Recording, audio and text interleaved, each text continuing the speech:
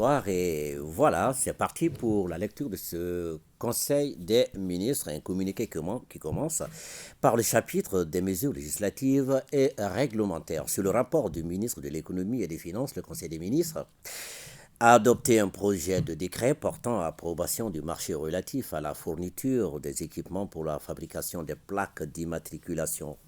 Le marché est conclu entre le gouvernement de la République du Mali et le groupe EHA Hoffman International GmbH, représenté par la société Diguia Signature pour un montant de 3 milliards 525 millions 217 215 francs CFA, toutes taxes comprises, et un délai d'exécution de 60 jours. Le projet de décret adopté permettra de prendre en compte les réformes engagées dans le secteur des transports et la reprise par l'État de l'immatriculation des véhicules du parc national conformément aux normes communautaires et aux standards internationaux. Au chapitre des mesures individuelles, le Conseil des ministres a procédé à des nominations. La liste nominative des intéressés est disponible sur le site web du secrétaire régional du gouvernement. C'est le www.sgg-mali.ml.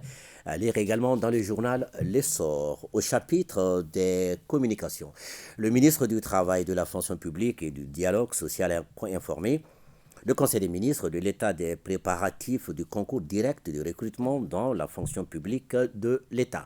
Au total, 1489 postes sont mis en compétition. Ils concernent toutes les catégories de la fonction publique de l'État et de tous les secteurs auxquels s'ajoutent les 75 postes ouverts pour les corps de l'École nationale d'administration.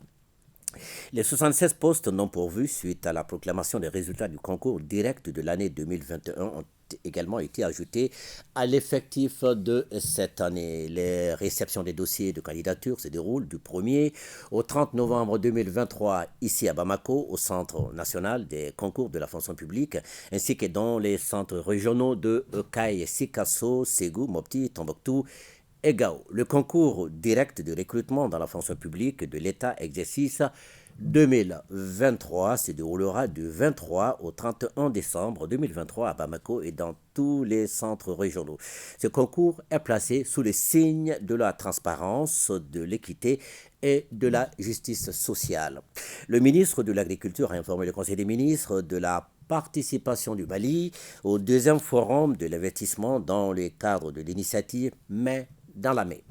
La Direction générale de l'Organisation des Nations Unies pour l'alimentation a organisé le deuxième forum de l'investissement dans le cadre de l'initiative Main dans la main à Rome, en Italie, du 17 au 20 octobre 2023. Ce forum est une initiative phare de l'Organisation des Nations Unies pour l'alimentation et une plateforme centrale pour tous les domaines prioritaires de l'organisation. Cette initiative soutient les 63 pays d'Afrique, d'Amérique latine, d'Asie, d'Europe et du Moyen-Orient dans la mise en œuvre des programmes visant à accélérer la transformation des systèmes agroalimentaires dans le cadre d'une démarche axée sur l'intégration et les territoires. Pour cette seconde édition, 30 pays, dont le Mali, étaient invités à présenter leur plan d'investissement. Au cours des différents panels, les trois principes qui gouvernent notre pays ont été largement diffusés auprès des partenaires publics et privés, toute chose qui a retenu l'attention et l'estime des participants sur notre pays. Au sortir de ce forum, la délégation a noté l'engagement des grandes institutions, notamment l'Organisation des Nations Unies pour l'alimentation, le Fonds international pour le développement agricole et le Programme alimentaire mondial à soutenir notre pays dans ses efforts de refondation. La détermination du directeur général de l'Organisation des Nations Unies pour l'alimentation à appuyer toutes les initiatives en faveur de notre pays, la disponibilité des entreprises internationales et des pays comme l'Argentine et le Brésil à collaborer avec le gouvernement et les entreprises privées pour la promotion de la filière bétail-viande.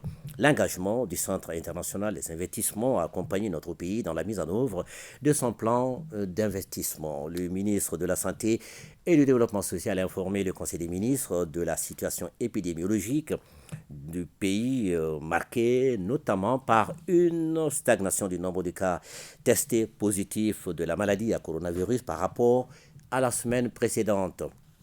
par une diminution du nombre de cas confirmés de dengue comparé à celui de la semaine précédente. Le président de la transition, chef de l'État, a cependant appelé la population au respect strict des mesures de prévention et de lutte contre les maladies. Ce sera tout pour ce soir.